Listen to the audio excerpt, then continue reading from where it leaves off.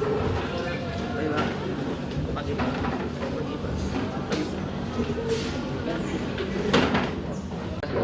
Bapa dan Putra dan Roh Kudus. Amin. Ya Tuhan, terima kasih atas kebaikan sepanjang hari ini. Ya Tuhan, saya membaca hari terus dapat kasih terus. Amin. Salam Maria penuh. Hiduplah Indonesia Raya. Indonesia, tanah airku, tanah tumpah darahku. Jayalah Saverio, dikaulah alma materku. Dengan langkah tegap dan pasti, kami putra-putri Saverio berderap maju meraih cita-cita demi masa depan nusa bangsa dan negara. Pada bendera merah putih, hormat gerak, tegak gerak.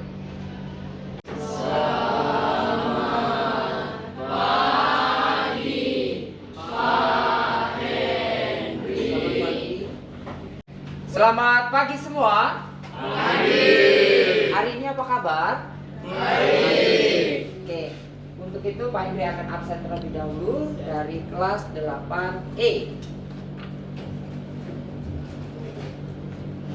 Alfian, Hadir. Beatrice, Hadir Pak. Clara, Hadir. Clara Olivia, Hadir Pak. David. Hadir. Yang terkasih, pada hari ini kita akan memulai kegiatan pembelajaran kita. Namun sebelumnya kita akan ice breaking terlebih dahulu, ya. Mohon kesediaan teman-teman untuk kalian berdiri. Yuk, silakan berdiri.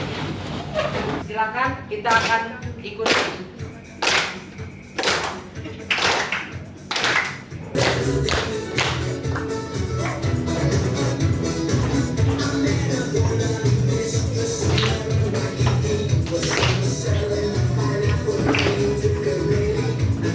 Kasih pada hari ini kita akan memulai kegiatan belajar kita dengan materi yaitu berpikir komputasional dan literasi digital. Ada yang tahu berpikir komputasional itu yang seperti apa sih? Berpikir komputasional. Ada? Berpikir komputasional adalah cara berpikir untuk menyelesaikan masalah terdiri dari dekomposisi, pattern recognition, abstraksi, dan algoritma desain. Oke, baik. Ya, literasi digital itu yang seperti apa sih? Literasi digital. Literasi digital. Siapa yang sudah pernah berliterasi? Literasi itu apa saja sih? Membaca. Kemudian kenapa? Mencari informasi. Ada lagi. Merangkum, menulis gitu ya. Itu termasuk literasi. Apalagi kalau kita hubungkan dengan literasi digital, kira-kira seperti apa konsepnya? Apa yang ada di dalam pikiran kalian ketika mendengar kata-kata literasi digital? Silakan cari informasi terkait dengan berpikir komputasional. Meskipun tadi ada rekan kita yang sudah menjawabnya terkait ada dekomposisi, abstraksi, pengenalan pola, dan juga algoritma. Sudah dijawab, ada dekomposisi, ada pengenalan pola, abstraksi, dan algoritma.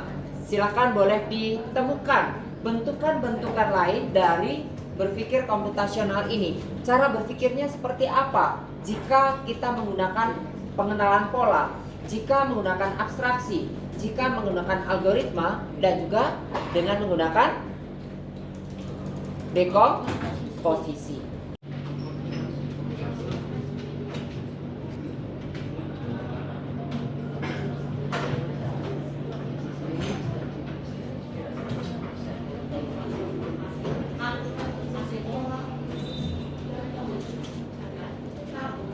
Berpikir komputasional. Baik, silakan kalian berliterasi digital dengan menggunakan komputer. Apakah sudah ditemukan? Sudah? Siapa yang sudah menemukan? Oke, melalui kita menggunakan komputer, kita berarti sudah berliterasi digital. Dengan menggunakan komputer, kita membaca, mencari informasi di sana. Di mana di awal tadi sudah disampaikan bahwa salah satu berliterasi adalah membaca, menulis, mencari informasi. Adapun digital yang kita gunakan, yaitu kita gunakan media komputer untuk mengakses internet, ya. Siapa yang dapat untuk apa yang kamu dapat?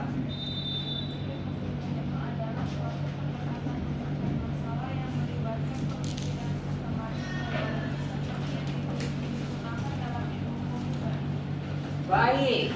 Jadi intinya seperti apa tadi? Berpikir sistematis dan logis, tepat sesuai dengan apa yang Pak Henry tuliskan. Kita lihat di depan, proses menguraikan masalah rumit menjadi komponen yang lebih sederhana, mengidentifikasi tren, merumuskan rencana, dan menilai hasil. Jadi lebih logis. Ada tantangan. Siapa yang mau tantangan? Tantangan. Bukan. Ya, kita akan mulai dengan tantangan yang pertama. Ya, tantangan pertama. Ini soal yang pertama. Bagaimana kamu menjelaskan proses pembuatan roti lapis kepada robot? Nah, kira-kira bagaimana? Ada yang bisa jawab? Iya, Dio. Untuk dasarnya roti dulu. Nah, setelah itu kita tambahkan daging. Setelah itu sayur, tomat, keju. Setelah itu atasnya roti. Oke, sesuai dengan keinginan kamu. Sesuai dengan keinginan kamu. Ya. Kamu jelaskan kepada robot untuk proses pembuatan roti. Terurut, sistematis. Betul? Kira-kira pertanyaan Pak Henry, kamu gunakan apa itu? Kalau yang sudah kamu pelajari tadi, ada dekomposisi, ada algoritma, ada pengenalan pola, abstraksi. Dari keempat itu, kamu gunakan apa dalam berpikir komputasional? Menggunakan algoritma. Menggunakan Algoritma. algoritma. Kita beri tepuk tangan. Soal nomor 2.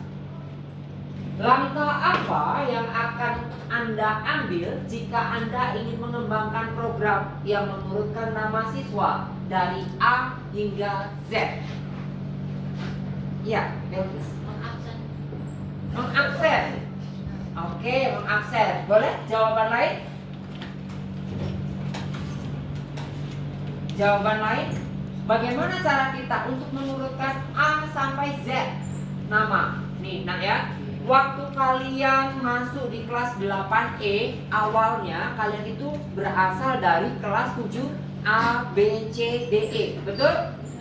Dengan nama itu tidak berurutan. Betul ya? Lalu, bagaimana caranya untuk mengurutkannya? Kalau kita hubungkan dengan kehidupan kita sehari-hari, yang kemarin kalian naik kelas dari kelas 7 ke kelas 8. Persis ya? Sama ya soalnya ya? Di kehidupan sehari-hari kita temui juga. Nah, kira-kira bagaimana cara mengurutinnya? Lalu, berpikir komputasional yang seperti apakah yang kita gunakan? Algoritma kah? Dekomposisi kah? Pengenalan pola kah? Atau abstraksi kah? Pakai apa kira-kira? Ya, silakan. Iya, maksudnya seperti apa? Boleh dijelaskan? Ya. Yang pertama kita siapin dulu sama anak siswanya. Terus kita pakai metode dekomposisi karena kita harus mengembangkan dulu dari gambarnya. Ada 40 misalnya namanya A, 20, terus yang terus nanti kalau dari kelompoknya kita turutin Oke, baik. Kita beri tepuk tangan untuk teman kita. Terima kasih. Lanjut untuk soal nomor 3. Informasi apa yang harus disederhanakan saat membuat aplikasi pemesanan makanan? Oh ya, Beatrice. Menurut aku sih scan barcode QR. Scan barcode QR. Terus Terus ya pas muncul itu linknya, link pemesan makanan misalnya di restoran. Kan restoran itu kan pakai skin barcode QR ya. Misalnya kita mau pesan chicken katsu. Nah, ya kita pesenlah chicken katsunya itu, tapi harus pakai topping-topping gitu. Itu menurut saya. Oke, baik. Terima kasih Beatrice. Kita beri tepuk tangan. Apakah ada jawaban yang lain? Iya. Jadi yang harus disederhanakan itu pilihan makanan atau menunya gitu. Oke. Jadi biar kalau pembeli buka aplikasi itu dia bisa gampang, dia mau nyari makanan apa langsung ketemu karena udah teratur. Oke. Ada lagi? Cukup? Baik, terima kasih. Kita beri tepuk tangan. Ya. Menu. Ya tidak? Setelah diberikan, kita akan pilih mana sesuai dengan keinginan kita. Siapa tahu ada promo. Siapa tahu, kok ini yang best sellernya ini nih, saya pengen. Sama seperti pada saat kita akan memesan makanan via online. Pastikan seperti itu. Alamatnya juga pasti harus benar. Ya? Oke. Kita akan lanjutkan. Kita akan lanjutkan soal nomor 4. Inventaris yang tidak teratur merupakan masalah bagi sebuah toko. Bagaimana Anda dapat membagi masalah ini menjadi bagian-bagian yang lebih mudah untuk dikelola? Ada yang bisa jawab? Pak Henry akan membagikan LKPD ini dari masing-masing kelompok.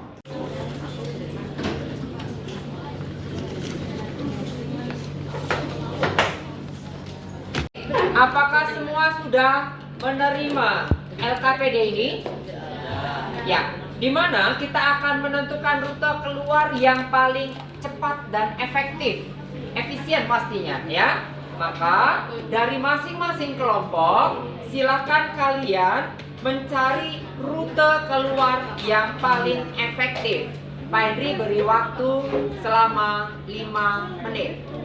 Silakan. Coba pakai pensil. Gampang banget. Ini pensil. Nyata pena. Jadi sini. Ke sini. Ya, sabar ya. Ini sih gua jalan. Ini kan. Ini.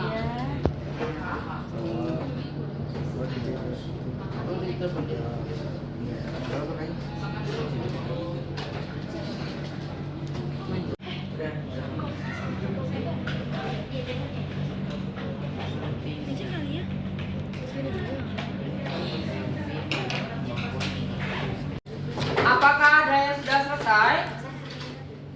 Wah, keren.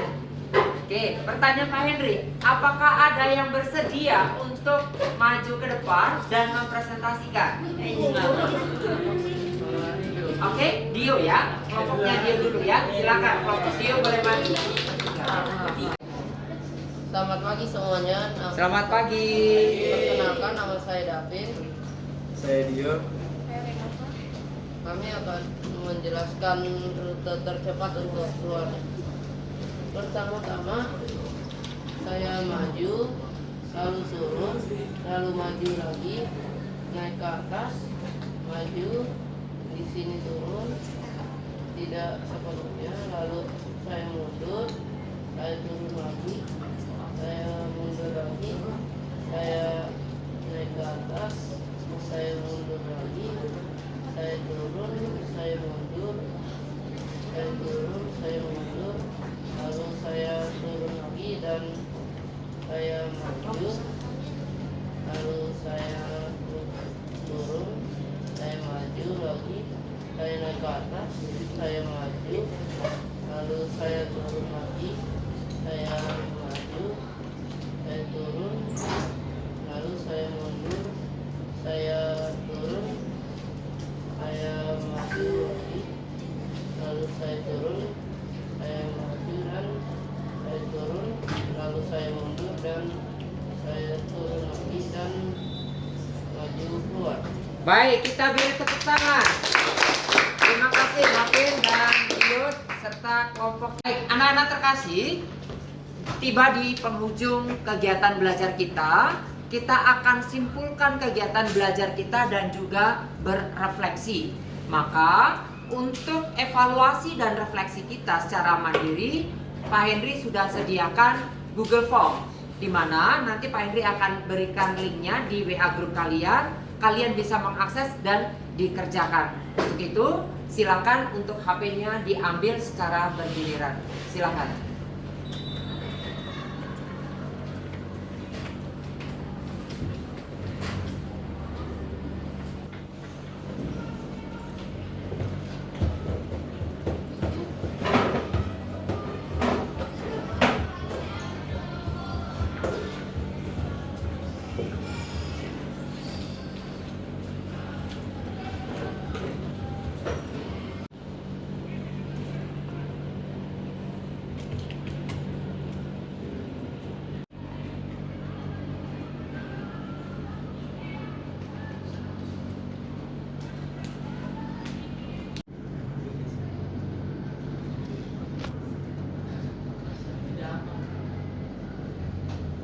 Oke, dari Ketut Eliska, hal baru yang dipelajari hari ini. Sekarang aku tahu lebih dalam apa itu literasi digital.